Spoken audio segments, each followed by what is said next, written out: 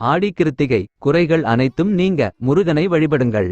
ஆடி கிருத்திகை திதிகளில் சஷ்டி, நட்சத்திரங்களில் கிருத்திகை, கிழமையில் செவ்வாய் ஆகியன முருகப்பெருமானை வழிபட்டு அவருடைய பரிபூரண அருளை பெறுவதற்கு ஏற்ற நாட்களாகும்.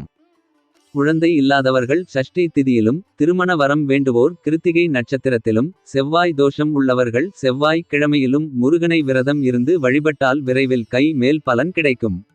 இந்த கிருத்திகை நட்சத்திரம் ஆடி மாதத்துடன் சேர்ந்து வரும் போது இன்னும் அதிக சிறப்பு பெறுகிறது. ஆடி கிருத்திகை ஆடி மாதம் அம்மனுக்கு மட்டுமல்ல அனைத்து தெய்வங்களையும் வழிபட மிகவும் ஏற்ற மாதமாகும். அப்படி ஆடி மாதத்தில் வரும் சிறப்பான நாட்களில் ஒன்றாகவும் முருகப்பெருமானை வழிபடுவதற்கு ஏற்ற நாளாகவும் இருப்பது ஆடிக்கிருத்திகை நாளாகும். வருடத்தில் 3 கிருத்திகை தினங்கள் அதீத முக்கியத்துவம் பெறுகின்றன.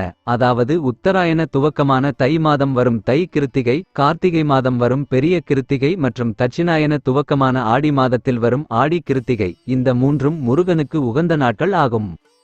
முருகப்பெருமான் செவ்வாய் கிரகத்திற்கு உரிய தெய்வம் என்பதால் ஆடி மாதத்தில் வரும் கிருத்திகை நட்சத்திரத்தில் முருகப்பெருமானை வழிபட்டால் செவ்வாய் தோஷம் உள்ளிட்ட அனைத்து தோஷங்களும் நீங்கும். அதோடு வீடு, மனை, சொத்துக்கள் தொடர்பான பிரச்சனைகளும் நீங்கும்.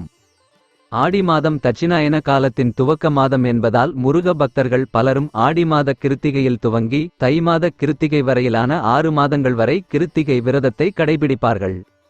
ஆடி கிருத்திகை வழிபாட்டு முறை. ஆடி கிருத்திகை அன்று முருகனின் அறுபடை வீடுகளில் சிறப்பு அபிஷேக, ஆராதனைகள், பூஜைகள் நடைபெறும். ஆடி கிருத்திகை அன்று விரதம் இருக்கும் பக்தர்கள் புண்ணிய தீர்த்தங்களில் நீராடி முருகனை வழிபட்டால் நற்பலனை பெறலாம். கந்த சஷ்டி கவசத்துடன் கந்தகுரு கவசம், திருப்புகழ் படிப்பது மிகப்பெரிய புண்ணியத்தை தரும்.